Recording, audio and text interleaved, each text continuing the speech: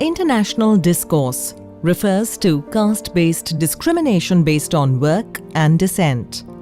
This reality is seen across the globe, but it is often misunderstood to be a South Asia-centric reality. Discrimination based on work and descent is a global phenomenon, affecting more than 260 million people worldwide.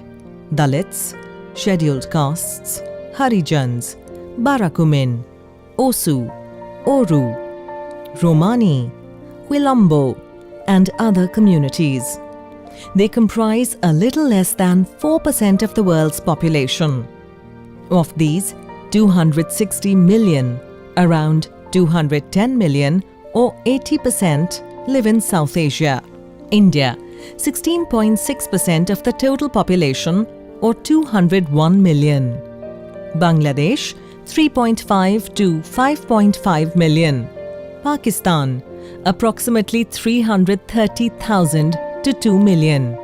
Sri Lanka, 4 to 5 million. Nepal, 13.6% of the total population or 3.6 million approximately. Nepal has also suffered very much from this caste system, untouchability and discrimination prevailing in the social system. That now we are overcoming this situation by implementing the constitutional vision, by implementing the caste-based discrimination act. I think because of these constitutional and legal provisions, we can educate the people, we can even train the judiciary, even we can co-work with the civil society to overcome the situation and bridging the gap between so-called upper caste and the lower caste. Discrimination based on caste or work and descent is a serious human rights violation and infringes upon the basic principles of universal human dignity and equality, as it differentiates between inferior and superior categories of individuals because of their inherited caste status. These communities are at the bottom of the caste hierarchy of the social structure in the region. They are distinguished based on their occupation, which is considered to be low status. They live in segregated spaces and are severely discriminated and restricted in accessing socio-economic and political resources and opportunities. They continue to be subjected to traditional and modern forms of untouchability practices or the imposition of social disabilities by reason of their birth into low castes. जूते लेने गया ना, वो camp पर रखा था उस table के ऊपर, उसने मेरा हाथ लग गया मेरे पैसे देने के बाद। जो उसने क्या साले भंगड़े मदरसा जाना का, तूने इसका हाथ लग कैसे लगा दिया? जो उसका हाथ लगने से मेरे उसने पाना उठा के मार दी, पाना उठा के मारता है, मैं मार खा के भी आ गया। फिर मेरे पापा समझाने गया, पापा को उसने सरिया की मार दिया। Caste is one of the factors that result in multiple and intersecting forms of discrimination against certain groups of women.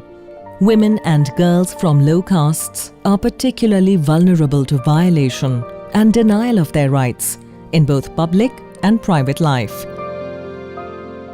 They are often the victims of caste-based violence, including severe forms of sexual violence.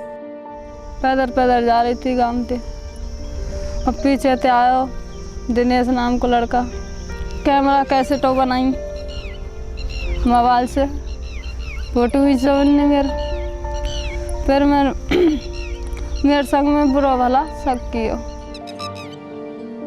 It is being said by some that the caste system originates from the division of labor. Dr. Ambedkar has said it is not a division of labor but a division of laborers. And this is also something that we are witnessing within the work of our organization.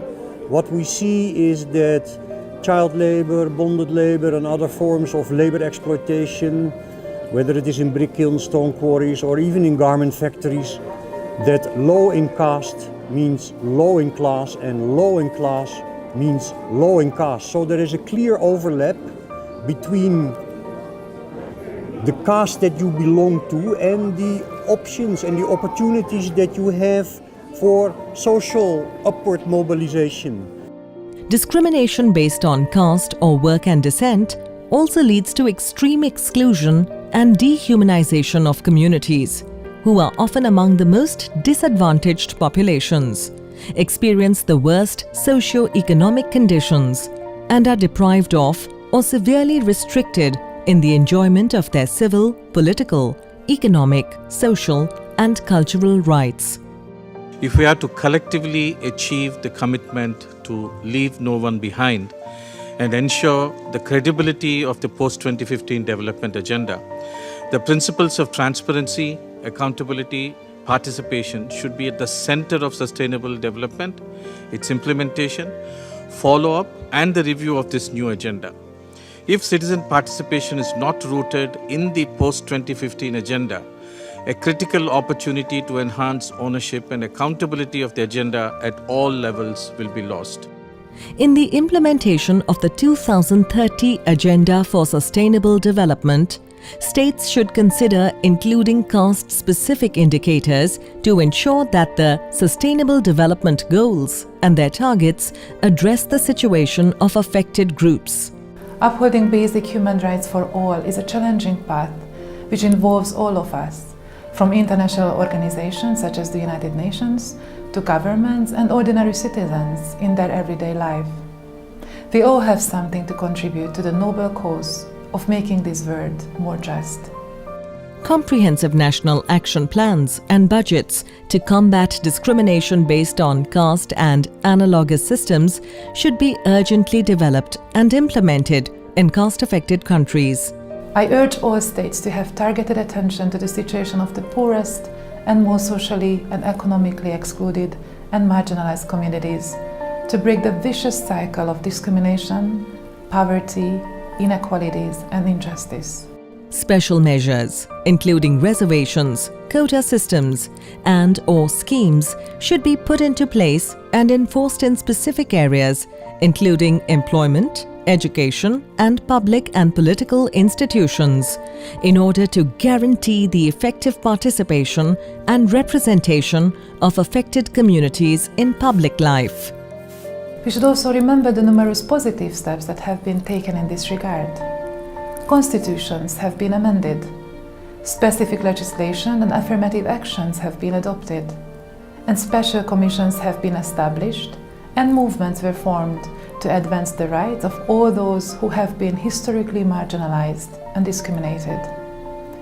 Let us hope that such positive practices will continue and that the United Nations 2030 Agenda and its set of Sustainable Development Goals will indeed provide us a new platform for action and fulfill the promise to leave no one behind.